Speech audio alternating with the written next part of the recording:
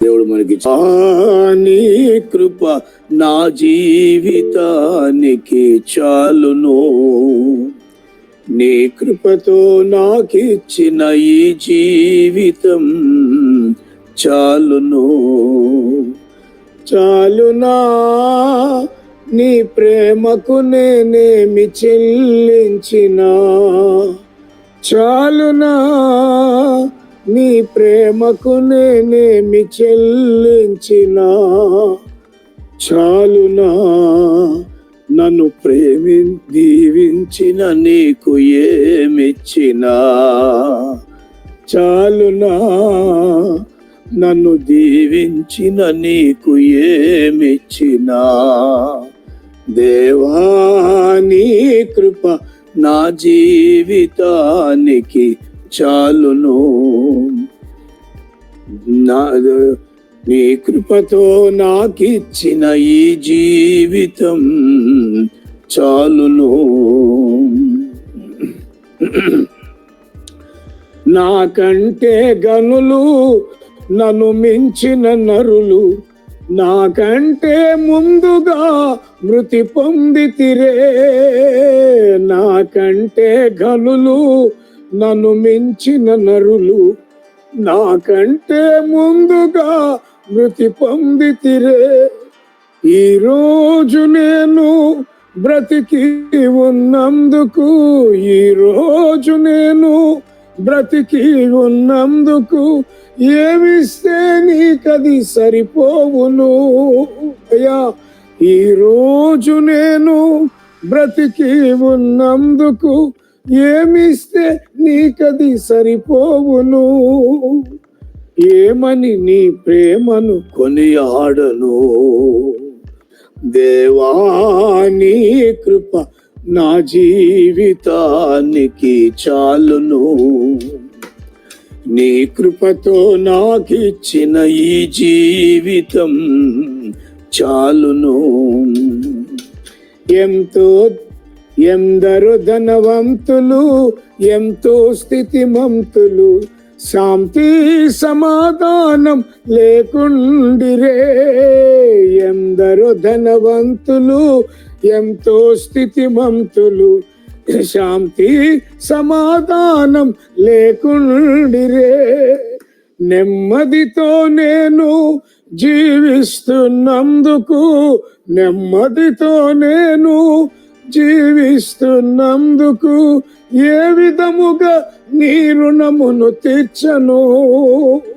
నెమ్మదితో నేను జీవిస్తున్నందుకు ఏ విధముగా నీ రుణము తీర్చను.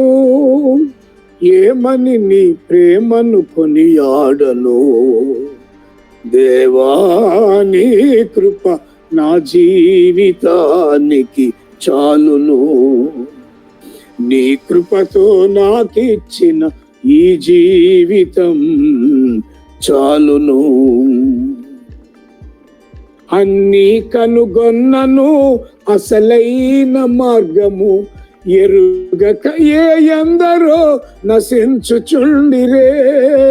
అన్నీ కనుగొన్నను అసలైన మార్గము, ఎరుగక ఎందరో నశించుచుండిరే. ఏ యోగ్యత లేని నన్ను రక్షించినందుకు, అయ్యా ఏ యోగ్యత లేని నన్ను రక్షించినందుకు ఏ రీతిగా నిన్ను స్తుతించను. ఏ యోగ్యత లేని నన్ను రక్షించినందుకు ఏ రీతిగా నిన్ను స్తుతించను. ఏమని నీ ప్రేమను కొనియాడను. దేవా నీ కృప నా జీవితానికి చాలును. నీ కృపతో నాకిచ్చిన ఈ జీవితం చాలును. చాలునా నీ ప్రేమకు నేనేమి చెల్లించినా, చాలునా నీ ప్రేమకు నేనేమి చెల్లించినా, చాలునా నన్ను దీవించిన నీకు ఏమిచ్చినా చాలునా, నన్ను దీవించిన నీకు ఏమిచ్చినా. దేవా నీ కృప నా జీవితానికి చాలును. అయ్యా నీ కృపతో నాకిచ్చిన ఈ జీవితం చాలును. 53వ అధ్యాయంలో 8వ వచనాన్ని మనం చదువుదామా?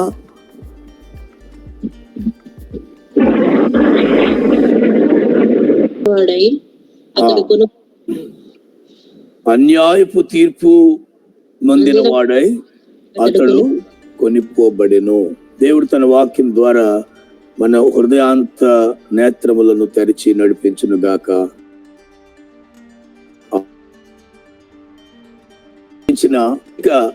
రకాలైనటువంటి ఆ శ్రమల ఆ పరంపరలో చాలా మరి విషయాలు ప్రవక్త అయినటువంటి యెషయా ప్రవచనం చేశాడు. దాదాపుగా మరి యేసు శిలువ యాగానికి 600-700 సంవత్సరాల ముందుగానే మరి దేవుడు ఈ గొప్ప ప్రవక్త అయిన యెషయా నోటి ద్వారా ఆ రోజు ఏం జరగబోతాందో అనే సంగతిని చాలా మరి క్లియర్గా తేటగా బయలుపరిచాడు. అందులో ఒక మాట మనం చదివాం. అదేంటట? అన్యాయపు తీర్పు నొందిన వాడై. ఆయన అన్యాయంగా ఇరికించబడతాడని, అన్యాయంగా ఆయన మరి శిక్షకు ఆయన ఎంపిక చేయబడతాడని మనం చూస్తా ఉన్నాం. పిల్లరా, నిజమే. ఎక్కడ చూసినా మనం అన్యాయంగా శిక్షించబడడం, అన్యాయంగా కొట్టబడడం, అన్యాయంగా నిందలు, అన్యాయంగా అబండాలు. మరి గత 3 రోజులుగా మన 2 తెలుగు రాష్ట్రాలు, అంతేకాకుండా భారతదేశం, అంతే ప్రపంచవ్యాప్తంగా ఉన్నటువంటి క్రైస్తవ లోకం ఒక్కసారిగా ఒక కుదుపుకు గురైపోయింది, ఉలిక్కి పడింది.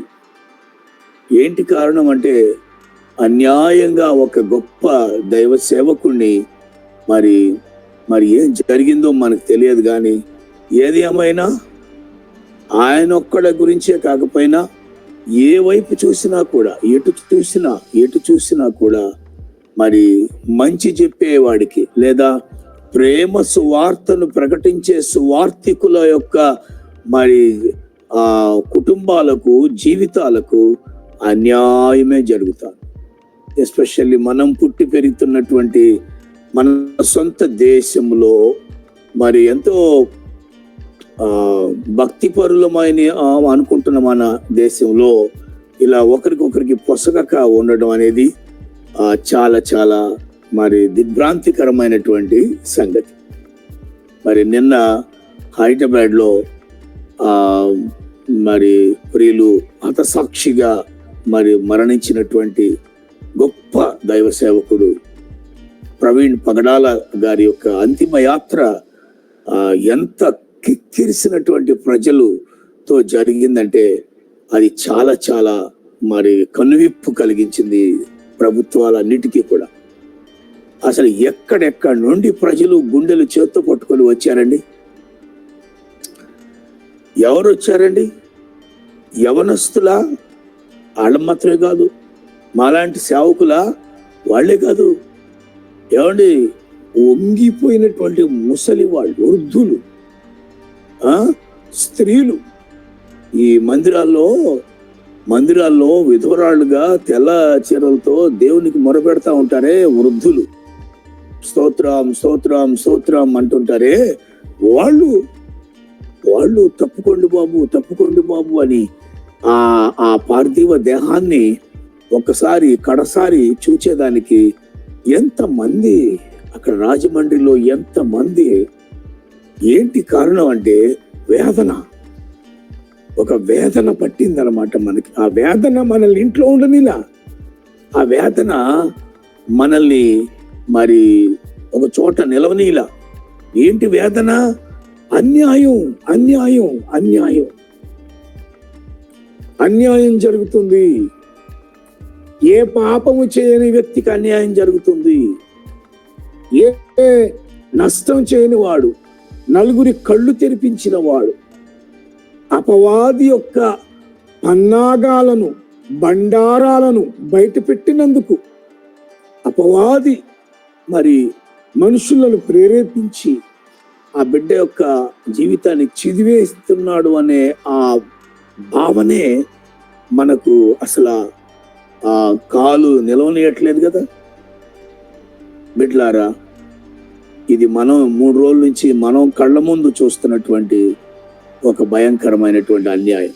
కానీ సర్వమానవాళి యొక్క మరి న్యాయమైన శిక్ష నుండి విడిపించడానికి యేసు ప్రభు తానే దిగివచ్చి న్యాయంగా మన మీద పడవలసిన ఆ దోష శిక్షను తీసివేయడానికి అన్యాయంగా ఆయన తీర్పును తీర్చబడ్డాడు అని ప్రవక్త అయిన యెషయా చెప్తూ ఉన్నాడు.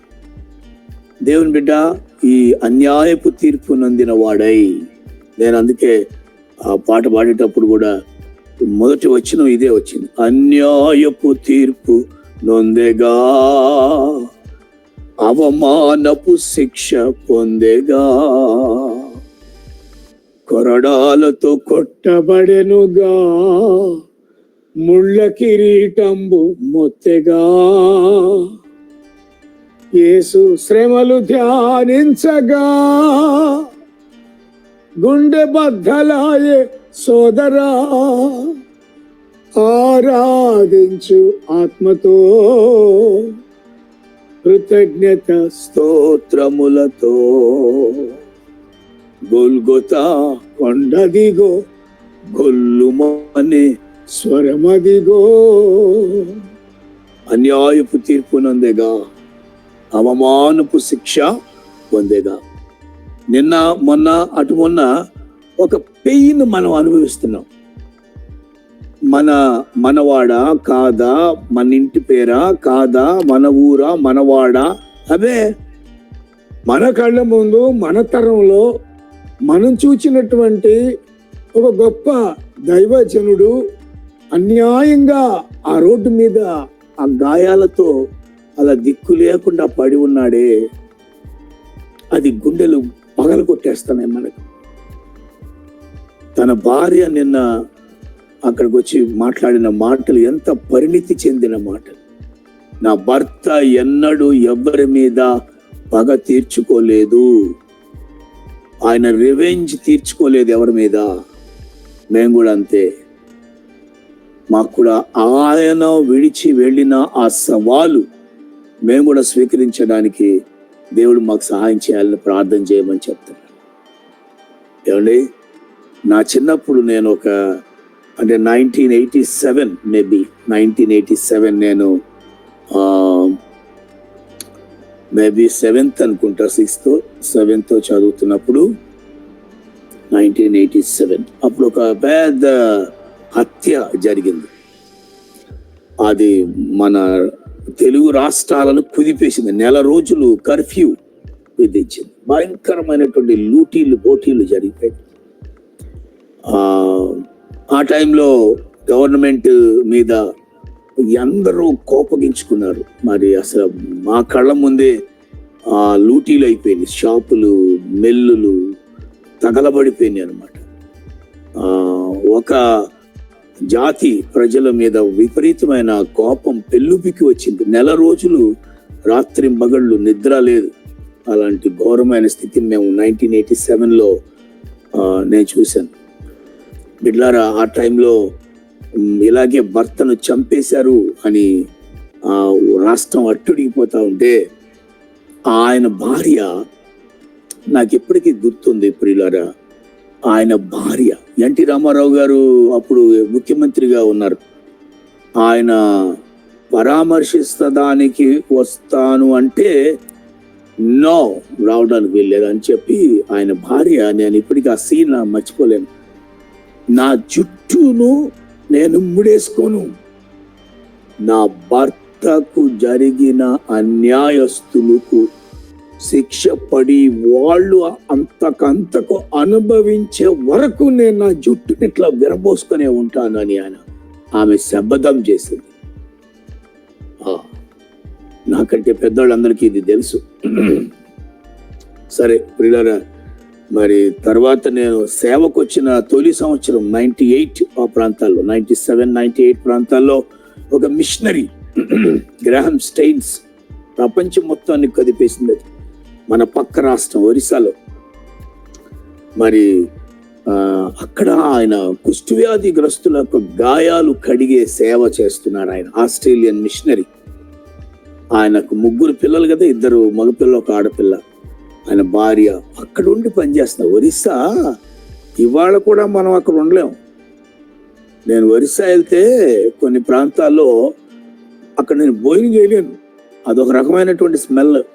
వాళ్ళందరూ కూడా ఒక రకం, అంటే మనం బెటర్ అనమాట. ఆంధ్ర బాగుంటుంది, మన పంటలు, మన వేష భాషలు. కానీ ఒరిస్సాలో అట్లాంటి ఆస్ట్రేలియా వదిలిపెట్టి వచ్చి ఇక్కడ వాళ్ళ జీవితం త్యాగం చేసుకొని అక్కడ వాళ్ళు కుష్ఠవ్యాధిగ్రస్తులను ఆ గాయాలు, ఆ రసికార్త అంటే దాన్ని కడిగి వాళ్ళను నిలబెడతా ఉంటే, మరి ఆ గ్రాహం స్టెయిన్స్ భార్య ఎక్కడో వాళ్ళ క్వార్టర్స్ వదిలిపెట్టి వీడు జీపులు, అది 2 పిల్లల్ని, తిమోతి అని చిన్న పిల్లలు గుమ్మ తీసుకొని ఎక్కడికో మూల ప్రాంతాలకు వెళ్ళి సేవ చేసి తిరుగు ప్రయాణం.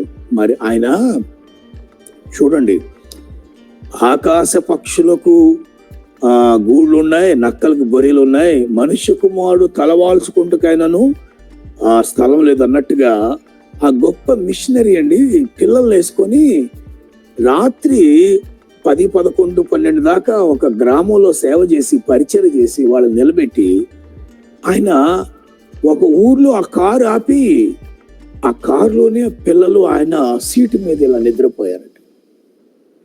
ఏంటండి అది? ఒక వ్యాపారస్తుడికి నిద్ర పట్టదు, ఎందుకంటే సంపాదన మీద ఒక ఉద్యోగస్తుడికి నిద్ర పట్టదు, ఎందుకంటే బాధ్యత. ఈయనకి దేనికి నిద్ర పట్టలేదండి? ఇల్లు లేదు అక్కడ, భార్య ఎక్కడో ఉంది, కూతురు, మగపిల్లల్ని వేసుకొని జీపులో నిద్రపోతున్నారండి. అలిసిపోయి బిడ్డ, అట్లాంటి వాళ్లను దొరికారని చెప్పేసి మనుష్యులు సేవ చేయించుకున్న మనుష్యులు వాళ్ళని నిర్దాక్షిణ్యంగా ఆ ఉన్మాదముతో మరి ఆ జీపు మీద ఆ పెట్రోలు పోసేసి అగ్గిపుల్ల గీసి నిప్పంటిస్తే, బిడ్లారా, తండ్రి తన కొడుకులను ఆ మంటల్లో కాలిపోవడం అనేది బాబా భారతదేశంలో జరిగిందంటే అసలు ఎంత ఘోరం. తర్వాత నిన్న 2 రోజుల క్రితం అంత ఘోరమైన స్థితిని మనం నిన్న చూసాం. సరే, ఒకవేళ మరి నేను ఒకటి రాసుకున్నా, చనిపోయాడా ప్రవీణ్ పగలాల్ గారు? ఎంత గొప్ప సాక్షి సమూహం మేఘము వలె అక్కడ ఉన్నాడు. చంపబడ్డా? ఎంతో గొప్ప ఘనమైన హతసాక్షుల సమూహంలో ఉన్నాడు. Praise the Lord. బతికున్నావా? మనం కూడా సార్వత్రిక సహవాస సంఘ సమూహంలో ఉన్నాం కనుక క్రైస్తవుడు ఎప్పుడు ఒంటరి వాడు కాడు. అయితే అన్యాయపు తీర్పు పొందటం అనేది ఆనాటి నుండి వస్తూనే ఉంది. ఇది యేసు ప్రభు అనుభవించినటువంటి ఒక గొప్ప వేదన. ఎంత బాధ ఉంటుందో మరి మనకు అర్థం కాదు. అసలు నువ్వు ఏ తప్పు చేయకపోతే నువ్వు తప్పు చేశావు అని మనల్ని అంటేనే మనం తట్టుకోలేము. నేను తట్టుకోలేకపోయా. నేను ఎంత బలహీనున్నో, నేనెంత ఐఎమ్ సో వీక్ పర్సన్ అని నాకు 2024 సంవత్సరం బుద్ధి వచ్చింది. నేను చెయ్యని నేరాన్ని, నేను ఆ చెయ్యని పనిని చేశావు అని అందరి ముందు హేళన చేస్తున్నప్పుడు, నాకంటే చిన్నపిల్లలు నా మీద ఒక భయంకరమైనటువంటి నిందలు మోపుతున్నప్పుడు నేను తట్టుకోలేకపోయా. అది తట్టుకోలేక బరస్ట్ అయిపోయాను. నేను కూడా చాలా, అంటే ఆ పెయిన్ నేను అనుభవించలేకపోయాను. కానీ ప్రియులారా, ఈరోజు మళ్ళొకసారి దేవుడు మనకి పాఠాన్ని నేర్పుతున్నాడు. యేసు ఆ నొప్పిని భరించాడు. ఆయన కళ్ళ ముందే అన్యాయం జరుగుతుంది, ఆయన కళ్ళ ముందే ఆయన ఇరుక్కుపోతున్నాడు, ఆయన కళ్ళ ముందే అన్యాయపు సాక్ష్యాలు, అబద్ధ సాక్ష్యాలు పలుకుతున్నారు. మరి అందరికీ తెలిసి కూడా చూస్తారండి, మనం అది చూస్తున్నాం. యెషయా 59వ అధ్యాయం 15వ వచనం కూడా ఒకసారి చదవండి. 59వ అధ్యాయం 15వ వచనం.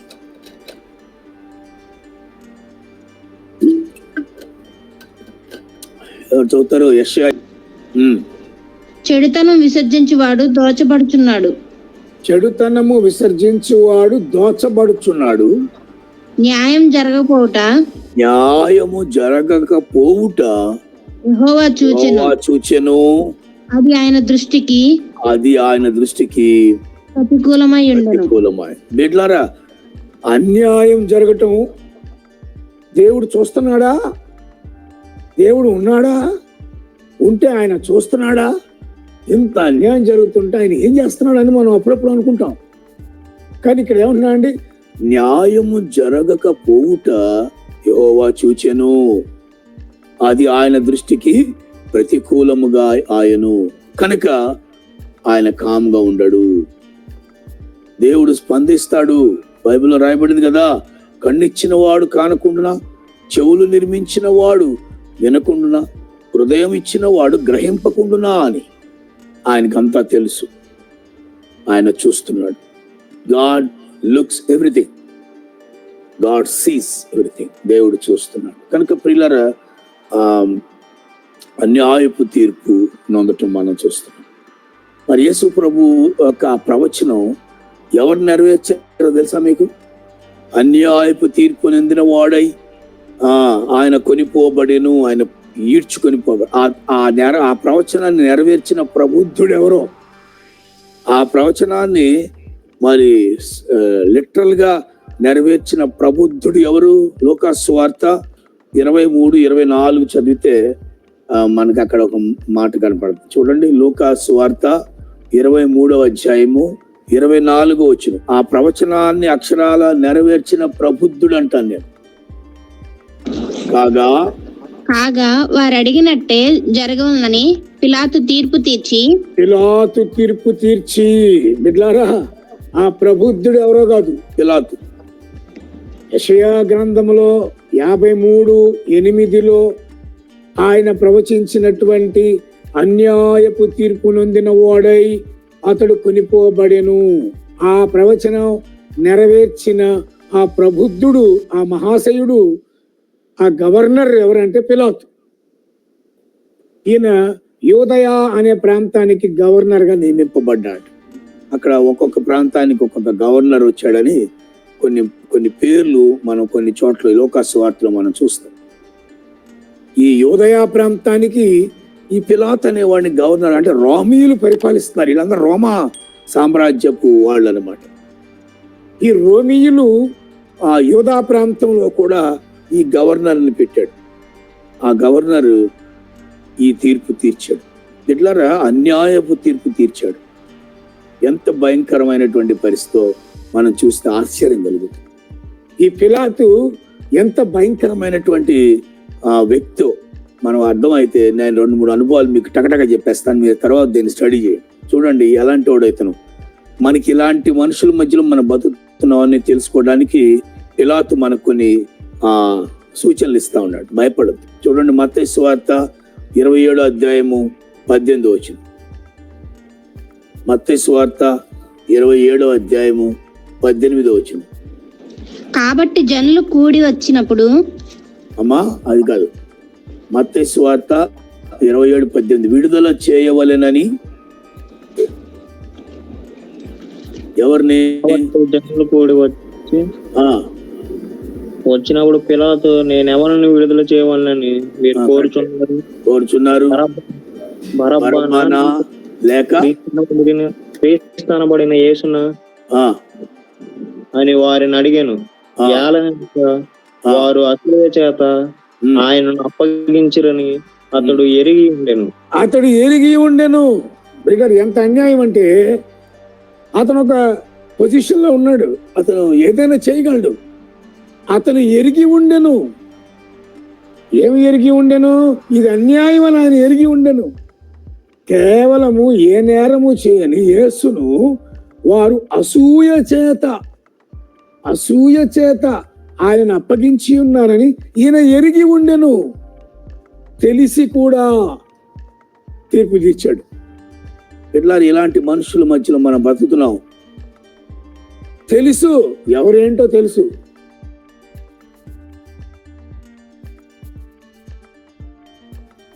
కూడా ఎందుకని చూడండి, నెక్స్ట్ వచ్చిన ఎందుకు తెలిసి కూడా ఆయన మనస్సాక్షి చంపేసుకొని ఈ అన్యాయంగా వారు అడిగినట్టే. ఏమంటే ఇప్పుడు న్యాయమూర్తి యాజ్ పర్ సాక్ష్యాధారాలను పరిశీలించి న్యాయ సంహితను బట్టి తీర్పు తీరుస్తాడు. వాళ్ళందరూ అడిగినట్టు కానీ అంటాడు. ఇంకా వాళ్ళు అడిగినట్టు తీర్పు తీరిస్తే ఈయనెందుకు ఇంకా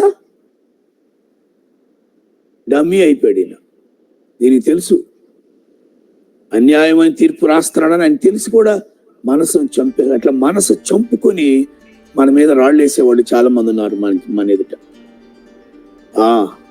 చాలా మంది ఉన్నారు. ఎందుకు అట్లాంటి ఎరిక్ కూడా తెలిసి తప్పు చేశాడు? ఇంకొక వచనం యోహాను సువార్త 19:12 మనం అది చూస్తాం. ఎందుకు ఆయన ఏ కారణం చేత యేసు ప్రభువును అప్పగించాడో తెలిసి కూడా తప్పు తీర్పు తీర్చాడు ఈయన. ఎందుకు చూడండి, ఏంటి ఆ ప్రభావితం చేయబడిన అంశం ఏంటి?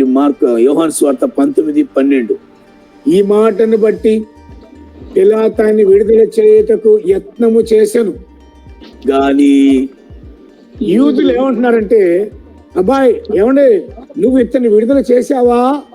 రాజైనటువంటి కైసరుకు నువ్వు స్నేహితుడు కావు కనుక తాను రాజునని చెప్పుకున్న ప్రతివాడు కైసరికి విరోధంగా మాట్లాడుచున్నవాడే. ఏమన్నా అంటే, అబ్బాయి నీకు తెలిసినా ఇది న్యాయం కాదని నీకు తెలిసినా నువ్వు ఒకవేళ న్యాయం చేసావనుకో, నువ్వు రాజుకు స్నేహితుడు కాదు. జాగ్రత్త, మరి రాజుకు నువ్వు వ్యతిరేకం అయిపోతావు. చూసారా, రాజుకు వ్యతిరేకం అయిపోతావు. లేదా నువ్వు మనసు చంపుకొని ఈ తీర్పు తీర్చేస్తే రాజుకు స్నేహితుడు అయిపోతావు. రాజు అంటే రాజకీయం ఉంటుంది అక్కడ. రాజకీయం, పొలిటికల్ ప్రెషర్. అతడు ఆ ప్రభావితుడై ఆయన వారు అడిగినట్టే తీర్చేశాడు. అంటే ప్రజలు బెదిరించారన్నమాట. ఎవరి తరపున మాట్లాడుతున్నావు నువ్వు? ఆయన తరపున మాట్లాడేవా? మమ్మల్ని పోగొట్టుకుంటావు, మా రాజుని పోగొట్టుకుంటావు, మేం కావాలా? చూడండి, మేం కావాలి. ఇంకో మాట కూడా చదవండి, మార్కు సువార్త 15:15 ఆ మాట ఉంటుంది. మార్కు సువార్త 15:15 అందులో క్లియర్ గా మాట ఉంటుంది. మార్కు 15:15 పిలాతు జన సమూహమును సంతోషపెట్టుటకు మనస్సు గలవాడై. చూసారా, అబ్బా, ఇవన్నీ మన కళ్ళ ముందు మనం చూస్తున్నాం. తప్పని తెలుసు, ఆ మనిషిలో ఎలాంటి అన్యాయం లేదని తెలుసు, కానీ వాళ్ళందరూ కోరినట్టు తీర్పు తీర్చారంట. ఎందుకని? రాజకీయం ప్రజలు బెదిరిస్తున్నారు. నువ్వు ఎవరి తరపున ఉంటావు? మేమందరం ఒక పక్క ఉంటాం, నువ్వు పాస్టర్ గారి పక్కన ఉంటావా అని మన బిడ్డలు మనసు చంపుకొని ప్రజల్లో చీలికి తేవడం మనం చూడలా? తెలుసు, అరే ఈయన మన పిల్లలకి మేలు చేశాడు, ఈయన మన బిడ్డకి దిశానిర్దేశం చేశాడు, కీలకమైన సమయంలో ఈయన నిలబడ్డాడు. ఇవాళ మనకి అండ ఒక్కర్లా మన పిల్లోడు పెరిగి పెద్దోడు అయిపోయి పెళ్ళి అయిపోయింది, పిల్లలు పుట్టారు, మంచి గాయకుడు, మంచి ఉద్యోగస్తుడు, మంచి వ్యాపారం చేసి బాగా వర్ధిల్లుతున్నారు. ఇవాళ నిలబడినోడు కాదు మగాడు, అసలు దిక్కులేనప్పుడు నిలబడ్డాడు కదా. తెలుసు, అయినా కూడా మా వాళ్ళందరూ ఒక పక్షాన ఉంటే నేను పాస్టర్ గారి పక్షాన ఎట్టుంటాను? మనసు చంపుకుని రివర్స్ లో మాట్లాడినటువంటి రాజకీయం. అబ్బా, పోయిన సంవత్సరం నేను చూశానండి బాబు. మనకు కూడా ఇలాంటివి ఎదురవుతాయి.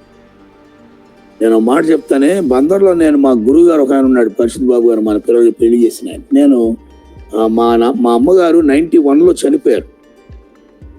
1991లో నేను 10th క్లాస్ చదువుతున్నప్పుడు మా అమ్మ చనిపోయింది. మా నాన్న ముసలాయన, నేను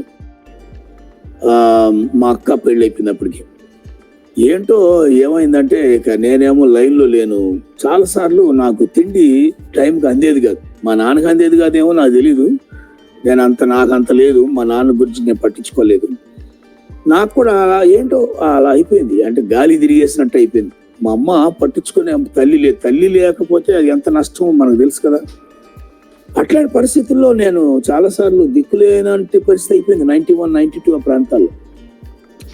ఒకసారి చాలాసార్లు నేను ఎదురుగా మా పరిశుద్ధ బాబు గారి బిషప్ గారి దగ్గర అమ్మగారు వాళ్ళ దగ్గర కూర్చునే, మధ్యాహ్నం భోజనం అయిపోయేదా, ఎండాకాలం అందరూ గాఢ నిద్రపోయేవాళ్ళు ఫ్యాన్లు వేసుకొని, అంటే బాగా ఎండ. నాకేమో ఆకలేస్తా ఉండే. అప్పుడు పెద్ద ఇళ్ళు లేవు కదా, మేము ఉండేది సిఎస్ఏ క్వార్టర్స్లో ఉండేవాళ్ళు. అది చాలా మైదానం, మీలో చాలా మందికి తెలుసు, మా నాన్న అక్కడ పనిచేశాను. నాకు ఆకలేస్తా ఉండేది, అడగటానికి ఎవరు లేదు. మా ఇంట్లో వంట లేదు. మా నాన్న ఎక్కడ తినొచ్చేవాడేమో మనకు తెలియదు. అప్పుడు ఎవరు వంట చేసేవాళ్ళు లేరు. అసలు భయంకరం. ఏం చేస్తాం, చెప్పుకోవడానికి లేదు. నేను భోజన ప్రియుడిని, మా నాన్న బాగా భోజనం పెట్టి పంపించాడు. ఆకలి. ఒక రోజున నేను వాళ్ళ నిద్రపోతున్న లోపల మా అయ్యగారు వాళ్ళు భోంచేసి శుభ్రంగా, నేను బయట అలా కూర్చుంటే ఎండ పడుతుంది, ఆకలి చంపేస్తుంది. 4ంటికి మా అమ్మగారు, అంటే ఆయన భార్య మా పాస్తం గారు లేచి బయటకు వచ్చారు. కళ్ళ నలుపుకుంటూ నిద్రపోయారు కదా. బయటకు వస్తేనే ఆడ కూర్చుంటే అమ్మగారు, దసు ఏంటమ్మా ఇక్కడ కూర్చున్నావు అని. లేదు అమ్మగారు కూర్చున్నా. ఆవిడ ఇలా కళ్ళు నలుపుకొని నా ఎదురుగా చూసి, ఏయ్ నువ్వు అన్నం లేదు కదా. తిన్నాను అమ్మగారు అన్నా. ఏయ్ నాకు తెలీదా, నీ మొహం నాకు తెలీదా, లేకు లోపలికి వెళ్ళు, వంటగదిలో అన్నం ఉంది చూడు, పెట్టుకో తిను, అబ్బాయి దాసు లే అందండి.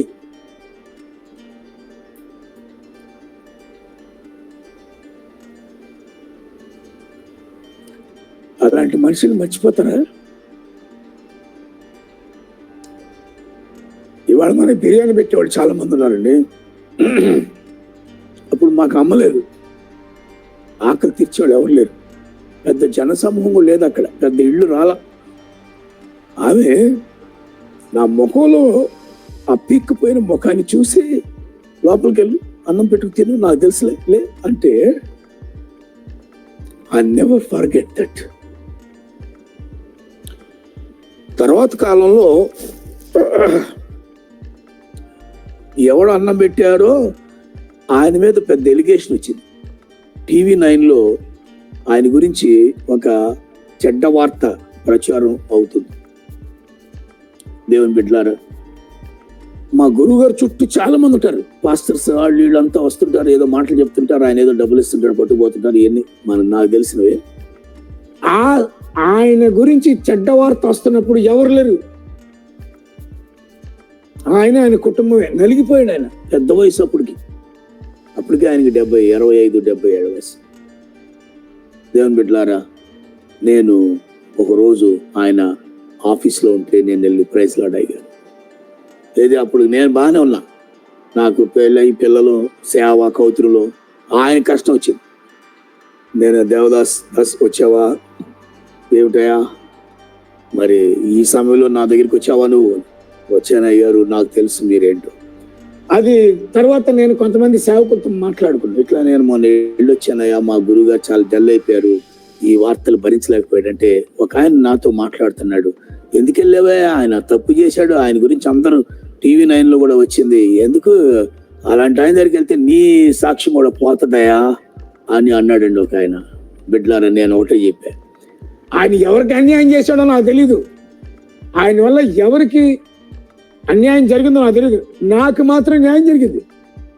నాకు ఆకలి వేసినప్పుడు నాకు అన్నం పెట్టినటువంటి ఆనాటి సాయంత్రం, ఆ ఎండాకాలం, ఆ రోజు నా లైఫ్లో నేను మర్చిపోలేను.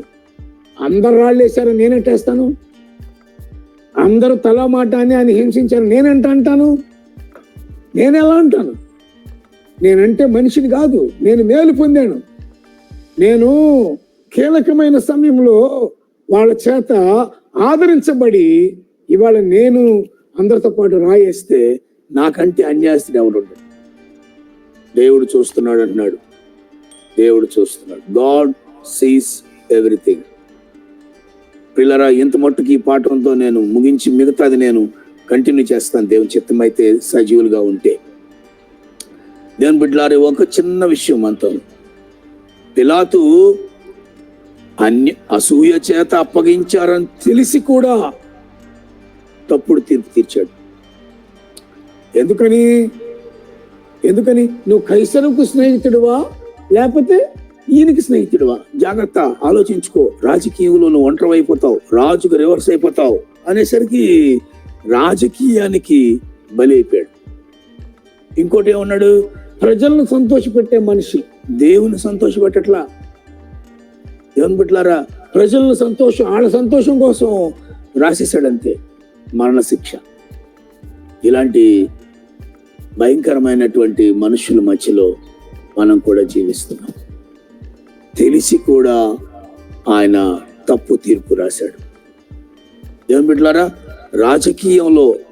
రాజకీయ చదరంగంలో ఇరుక్కుపోయాడు, మనసును చంపేసుకున్నాడు.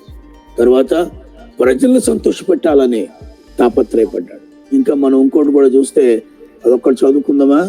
అతని లక్షణం మార్కు 27:22, ఇది అందరికి తెలిసిందే. మత్తయి సువార్త 27:22లో అతన్ని మన క్యారెక్టర్ స్టడీ చేస్తే అసలు అతని లక్షణాలు చూడండి ఎంత భయంకరంగా ఉన్నాయో. 27వ అధ్యాయం 22వ వచనం, ఇది తెలుసుగా మనకి. నన్ను చూడండి. అందులో పిలాతు, అలాగైతే క్రీస్తు అనబడిన యేసును ఏమి చేతున్న వారిని అడుగగా సిలువ వేయమని అందరూ చెప్పిరి. ఇంకా అతడు ఏ దుష్కార్యం చేసిందని అడుగ్గా సిలువ వేయమని ఎక్కువ కేకలు వేసిరి. ఇంకా పిలాతు అల్లరి ఎక్కువ అవుచున్నదే గాని తన వల్ల ఏమి ప్రయోజనం లేదని గ్రహించి నీళ్లు తీసుకొని జనసమూహం అందరు చూస్తుండగా చేతులు కడుక్కున్నాడు అన్నాడు. అంటే ఏంటనమాట? తప్పించుకు తిరుగువాడు ధన్యుడు సుమతి. చూసారండి, నాకెందుకు వచ్చిన గొడవ? చేతులు కడిగేసుకుంటే దోషం పోద్దా? చేతులు కడిగేసుకుంటే అపరాధం తొలగిపోద్దా? ఏదో తృప్తి, మానసిక తృప్తి, నాకెందుకు అని తప్పించుకో. 4 భయంకర లక్షణాలు. తెలిసి కూడా రాజకీయానికి బలపడి రాజుకు స్నేహితుడిగా ఉండాలని కోరుకున్నాడు.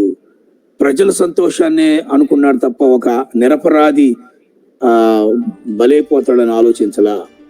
చేతులు కడిగేసుకొని తప్పించుకుంటున్నాడు. భార్య కూడా చెప్పింది ఆయనకి. ఆయన భార్య చీటీ రాసి పంపించిందట, ఆ నీతిమంతుని జోలికి నువ్వు పోతున్నావు, జాగ్రత్త. అయినా సరే బిడ్డలారా, అలాంటి లోకంలో మనం జీవిస్తున్నాం.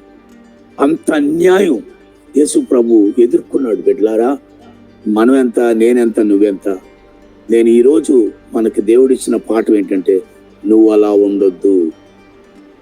పిలాతు నీ ముందు కనబడుతున్నాడు, 4 అవలక్షణాలు మనకు కనబడుతున్నాయి. నువ్వు అలా చేయొద్దు. ఎందుకని ఆయన న్యాయవంతుడు. ఆయన చూస్తున్నాడు ఎవ్రీథింగ్. ఆయన మన అంతరంగాన్ని చూస్తున్నాడు. ఏ టైంలో నువ్వు ఎలా రెస్పాండ్ అవుతున్నావో చూస్తున్నాడు. చేసిన మేలు గుర్తుపెట్టుకున్నావా, మర్చిపోతున్నావా చూస్తున్నాడు. ప్రతి దానికి లెక్క అప్పచెప్పాల్సినటువంటి అవసరం మనకి ఉంది. దేవుని బిడ్డలారా, అన్యాయం చేస్తున్నావా, మనం తప్పించుకోలేం. పిలాతు వాళ్ళ లక్షణాలు ఎన్నిలో ఉన్నాయేమో ఇవాళ మనల్ని మనం ప్రశ్నించుకోవాలి. ఏంటి లక్షణాలు? నెంబర్ 1, అసూయ చేత అప్పగించడాన్ని తాను ఎరిగి ఉండి ఏం ఎరగనోళ్ళలాగా నటించాడు, తప్పది. 2వది, రాజుకు స్నేహితుడువా లేకపోతే రాజుకు వ్యతిరేకం అంటే అమ్మమ్మో నాకు రాజే కావాలా, ఈ లోక సంబంధమైనటువంటి రాజును ఆయన ఫేవర్ పొందుకున్నాడు. ఒక నిరపరాధిని చంపేశాడు. ప్రజలను సంతోష పెట్టాలా అనుకున్నాడు తప్ప న్యాయం చేయాలనుకోవాలా. దేవుని బిడ్డలారా, 4వది, చేతులు కడిగేసుకుంటే దోషం పోతుందని భ్రమలో ఉన్నాడు. మనం అలా ఉండొద్దని దేవుడు ఈరోజు మనతో మాట్లాడుతున్నాడు. అన్యాయపు తీర్పు నొందిన వాడై ఆయన కొనిపోబడెను. ఆ తీర్పు తీర్చిన వ్యక్తి ఎంత కీలకమైనవాడో చూడండి. బైబిల్లో రాయబడిన అభ్యంతరాలు రాకపోవుట అసాధ్యము గాని అవి ఎవరి వల్ల వచ్చునో వానికి శ్రమ. సో ఇది 2 వర్తమానాలుగా మీతో పంచుకోవాలని ఆశపడుతున్నాను. ఇది మొదటి వర్తమానం మాట చెప్తాను. బిడ్డా, నీ మనస్సాక్షి నీ మీద నేరారోపణ చేయకుండా ఉంటే చాలు, నువ్వు ధైర్యంగా ఉంటావు. దేవుని బిడ్డలారా, మన ధైర్యానికి కారణం ఏంటండి? మన హృదయము మన యందు దోషారోపణ చేయని ఎడల వీఆర్. నా హృదయంలో ఎన్నో వేదనలున్నా, నా చుట్టూ ఎన్నో మరి ఆపదలున్నా, నా ఒంట్లో ఎన్నో అనారోగ్యాలున్నా, నేనెంత ఆర్థికంగా కృంగిపోయి ఉన్నా, ఎన్ని అవమానాలు అనునిత్యం పొందుతున్నా, ఎన్నిసార్లు పడుతూ లేస్తూ ఉన్నా, నా ధైర్యానికి కారణం ఇదే. నాకు మేలు చేసిన వాడిని నేను ఎన్నడూ మర్చిపోలేదు. నన్ను జ్ఞాపకం చేసుకున్న వాడిని ఎప్పుడు మర్చిపోలేదు. నాకు తెలిసినంత వరకు నాకు అన్నం పెట్టిన వాడు ఎప్పుడు నేను విడిచిపెట్టలేదు. మీరు కూడా అలాగే చేయమని నేను దేవుని సేవకుడిగా మీకు ప్రోత్సాహాన్ని అందిస్తున్నాను. జాగ్రత్త. తెలిసి ఒక అతన్ని అన్యాయం చేయొద్దు. ఎరిగి ప్రజల సంతోషం కోసం ఒక నిరపరాధిని ఇరికించొద్దు. రాజకీయానికి బలైపోయి మరి ఒక వ్యక్తి మీద అన్యాయపు నిందలు వేయొద్దు. బిడ్లారా, చేతులు కడిగేసుకొని బాగానే ఉన్నామని ఏదో పిల్లి పాలు దాగి కళ్ళు మూసుకుని నన్ను ఎవరు చూడలేదని ఎప్పుడు అనుకోవద్దు. మన జీవితాన్ని దేవుడు జ్ఞాపకం చేసుకోవాలని కోరుతున్నాను. అందరూ దయచేసి తలలు వంచండి. మీకే వందనాలు అయ్యా. ఈ రోజు మాతో వాక్యంతో మాట్లాడిన దాన్ని బట్టి మీకే వందనయ్యా. పొంది పిల్లతో ఎలా అయితే తీర్పు ఇచ్చారో అయ్యా, మేము అలాంటి స్వభావంతో మేము ఉండకుండా ఉండాలని మీరు మాకు సహాయం దయచేయండి. మీకే స్తుతులు స్తోత్రాలు అయ్యా. మా జీవితాన్ని మేము ఎలా ఉందో ఏంటో ప్రతిదీ మేము తెలుసుకునే కృపను మాకు దయచేసినందుకు మీకే వందనాలు. వాక్యంతో మాతో మాట్లాడినందుకు మీకే వందనాలు అయ్యా. అయ్యా, అక్కడ ప్రజల యొక్క పెద్దలు అయ్యా, ప్రజలందరూ కలిసి అరుస్తున్నారు, దేవునికి సిలువ వేయండి, బరబ్బాని బయటికి తీసుకురామని చెప్పేసి అడుగుతున్నారు. అయ్యా, ఇలాంటి తప్పుడు తీర్పులో మేము మా జీవితాల్లో ఉండకుండా మీరు మాతో మాట్లాడినందుకు మీకే వందనాలు. మీకే స్తుతులు స్తోత్రాలు అయ్యా. జరిగేది ఏదైనా సరే మీ యొక్క వాక్యానుసారంగా మేము బ్రతుకులని మీరు మాకు సహాయం దయచేయండి. మీకే స్తుతులు స్తోత్రాలు అయ్యా. మీకే వేలాది వందనాలు అయ్యా. నిర్దోషి అయిన యేసుకి అయ్యా మా తప్పు నిమిత్తం ఆయన సిలువలో మరణించాడయ్యా. మీకే స్తుతులు స్తోత్రాలు. మీకే వేలాది వందనాలు అయ్యా. మా జీవితాలు మా పట్ల మీకే వందనాలు అయ్యా. ఈ జూమ్ మీటింగ్ లో ఎవరెవరైతే జాయిన్ అయ్యి వాక్యాన్ని విన్నారు, వాక్యానుసారంగా మేమందరం బ్రతుకులను మీరు మాకు సహాయం దయచేయండి అయ్యా. దేవుని యొక్క కుమారుని వలె మేము కూడా బ్రతుకులను మీరు మాకు సహాయం దయచేయండి. ఎక్కడైతే తప్పుడు తీర్పు తీర్చబడిందో ప్రవీణ్ పగడాల అన్నగారిని కూడా జ్ఞాపకం చేసుకోండి. మీకే స్తుతులు స్తోత్రాలు అయ్యా. మేము కూడా అయ్యా నీ మంచి జీవితాన్ని మేము కూడా బ్రతుకులను మీరు మాకు సహాయం దయచేయండి. మీకే స్తుతులు స్తోత్రాలు. మీకు వేలాది వందనాలయ్యా. అయ్యా, జాయిన్ అయిన ప్రతి ఒక్క కుటుంబాన్ని జ్ఞాపకం చేసుకోండి. మీకే వేలాది వందనాలు. ఎవరికి ఏ అవసరతలు ఉన్నాయో ప్రతి అవసరతను తీర్చండి అయ్యా. హృదయాన్ని ఎరిగిన దేవా, మీకే వేలాది వందనాలు. మా హృదయంలో ఏముందో అది మీకు తెలుసయ్యా. అయ్యా, మా హృదయం వాంఛనలు తీర్చండి. మీకే వేలాది వందనాలు. ఏ సమయంలో ఏది కావాలో మీరు మాకు అది దయచేయండి అయ్యా. మీకే స్తుతులు స్తోత్రాలు. అడుగును ఇవ్వబడిన అన్నారు, మేమైతే అడుగుతున్నాం అయ్యా. మా హృదయంలో ఉన్నది ప్రతి ఒక్కరికి ఏది ఎవరికి ఏం కావాలో సమృద్ధిగా దయచేయగల దేవుడు మీరే అయ్యా. లోకంలో మనుషులను నమ్ముకున్నట్టు కంటే యెహోవాను ఆశ్రయించడం మేలు అన్నారు అయ్యా. మేము మీ మీద ఆధారపడి మిమ్మల్ని ఆశ్రయించే వాళ్ళు ఉండాలని మీరు మాకు సహాయం దయచేయండి. మీకే స్తుతులు స్తోత్రాలు. మీకే వేలాది వందనాలు. ఇంకా జరగబోయే ఆరాధనలో మీరు మాకు సహాయం దయచేయమని చిన్ని ప్రార్థన ఆలకించమని నజరేయుడైన యేసుక్రీస్తు నామములో ప్రార్థించి అడిగి వేడుకుంటున్నాను తండ్రి. ఆమేన్. నాయన, ఈ యొక్క ప్రాతకాలపు ప్రార్థన కూడికలో ఈ గూగుల్ మీట్ ద్వారా మేము ఆయా ప్రాంతాల్లో నుంచి ఏక మనసుతో నాయన కూడుకులందుకే నీకు స్తోత్రం చెల్లిస్తున్నాను. ఆశతో ఆసక్తితో నాయన మెళుకు తెచ్చుకొని ప్రార్థనకు ఉపక్రమించిన బిడ్డలను పేరున మీరు జ్ఞాపకం చేసుకోనండి నాయన. ఇది అంతా మీరు చూస్తున్నారు ప్రభువా. ప్రతి ఇంట్లో ఎవరు ఆసక్తి కలిగి మెళుకు తెచ్చుకుని లేచి మరి వాక్యం కొరకు కనిపెట్టి ప్రార్థన కొరకు ఆశపడుతున్నారో వారందరికీ కావలసినటువంటి గొప్ప ప్రతిఫలం మీరు అనుగ్రహించమని ప్రార్థిస్తున్నాం నాయన. మరి ప్రత్యేకంగా నిజంగానే ప్రభువా, మా కళ్ళ ముందు ఎంతో అన్యాయపు తీర్పు మేము చూస్తా ఉన్నాం. మరి రేపు 29వ తారీఖున రిపోర్ట్ వస్తుంది పగడాల ప్రవీణ్ గారి ద్వారా. అన్యాయం జరగకుండా సహాయం చేయమని ప్రార్థిస్తున్నాం. ఒకవేళ నిజంగా అన్యాయం జరిగినా ఇది మేము ముందే చూసాం నాయన.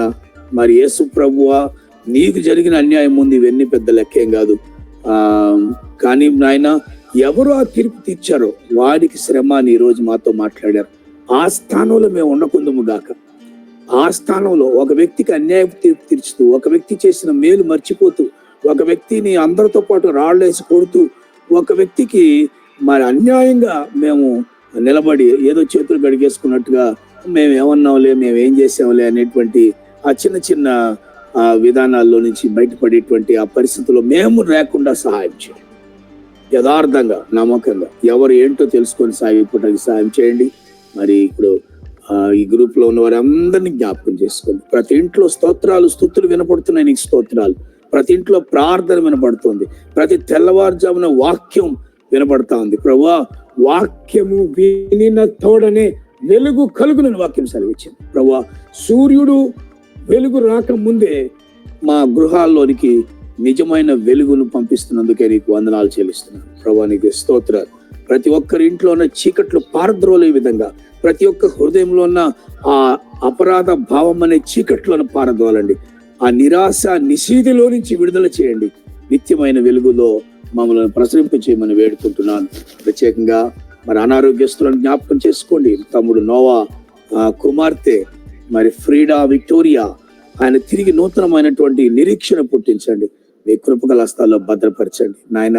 ఎక్కడైతే మరి కొన్ని మేలు చేసి నష్టాలు కష్టాలు తెచ్చుకుంటున్నటువంటి నీ బిడ్డలు ఉన్నారు, నీకు స్తోత్రాలు. ఒక వ్యక్తికి మేలు చేసి, ఒక వ్యక్తి ఆపదలో అడ్డుపడి వారి కొన్ని లక్షలాది రూపాయలు, ఒక వ్యక్తి యొక్క ప్రాణం, తన బిడ్డ ప్రాణం బతికించడానికి మరి అడ్డం వేసి, ఆ తర్వాత మరి అది తిరిగి మధ్యలో ఇరుక్కుపోయినటువంటి స్థితిలో ఉన్నటువంటి నీ బిడ్డలు మీరు చూస్తానే ఉన్నారు. కనుక ప్రభువా, తగిన న్యాయం చేసే దేవుడు నీవు, నీకు స్తోత్రాలు నాయన.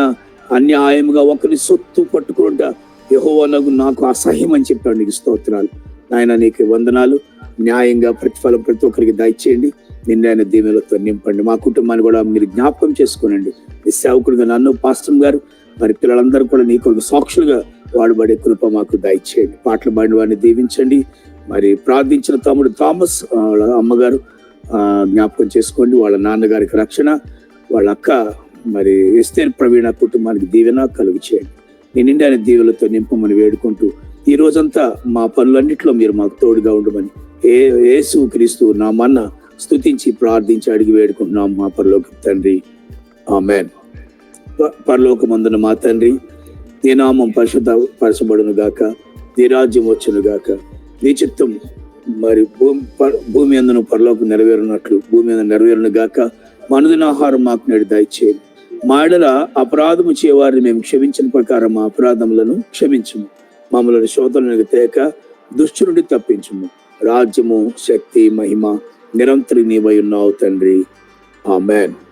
తండ్రిని దేవుని ప్రేమ, ప్రభు అయిన యేసుక్రీస్తు వారి కృప, పరిశుద్ధాత్మిక అన్యోన్య సహవాసము ఇప్పుడు ఎల్లప్పుడు కూడున్న మనందరికీ, మన కుటుంబాలకు సదాకాలం తోడై నడిపించును గాక. ఆమేన్, ఆమేన్, ఆమేన్.